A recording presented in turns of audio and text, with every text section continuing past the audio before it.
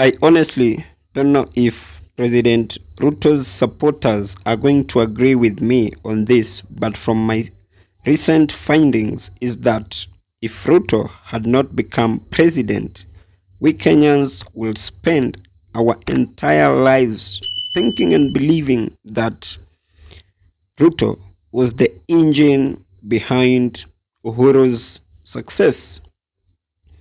From the character that President William Samuel Ruto has shown Kenyans now that he has impeached his own deputy, that has clearly proven to Kenyans that the son of Jomo must have been a very strong man to continue working with President William Samuel Ruto even after their fallout.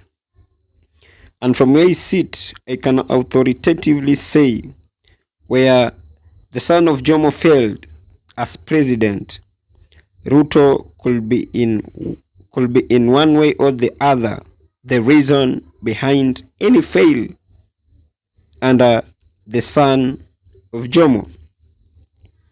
And before even I forget on this point, if by any chance Ruto hadn't become president, very many Kenyans would have lived their entire lives thinking the son of Jomo had personal differences with Ruto, and that is why he kept on campaigning against him and kept telling Kenyans how bad Ruto is or was.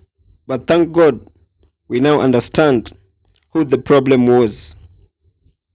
However, it is important to look at both sides of the coin so that I can as well be fair with President William Samoei Ruto.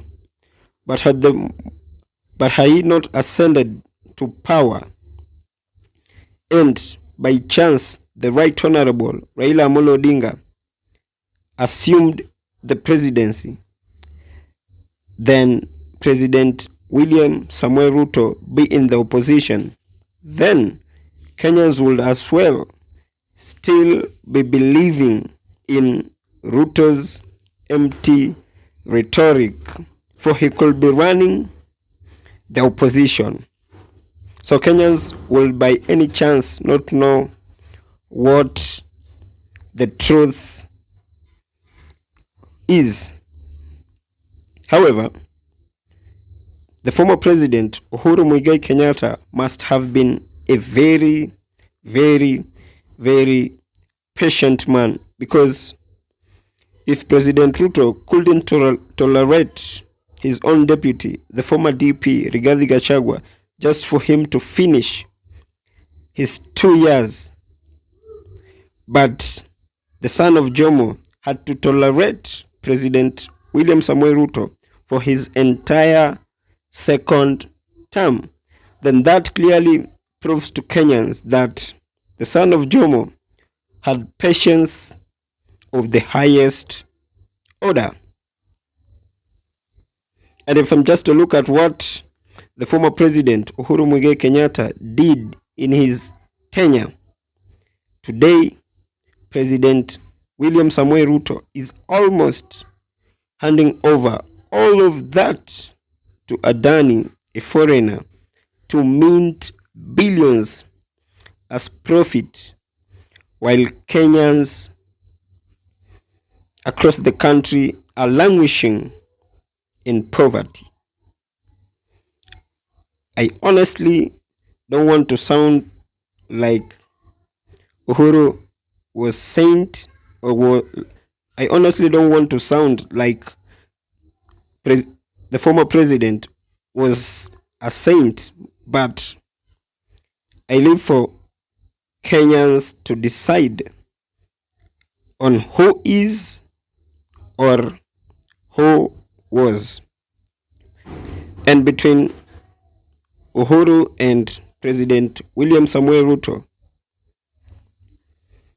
Kenyans up to now can clearly or have clearly seen for themselves who is better than the other. And as I come to the penultimate part of this episode, my simple apology will just go directly to none other than the former president Uhuru Muigai Kenyatta. Because many Kenyans may beg to differ on this, and of course, everyone is entitled to their own opinion. But from where I sit, I strongly believe that the former was better than the incumbent. Dear Mr. President, we were Kenyans, or let me just speak for myself, and in the context that we were not familiar with your game, but we now are. Thank you, and that has just been my opinion. If by any chance anyone listening to me has a different or a contrary opinion to mine, they can just as well feel free to drop it in the comment section, and I'll give it a right of reply. Thank you, and may God bless you.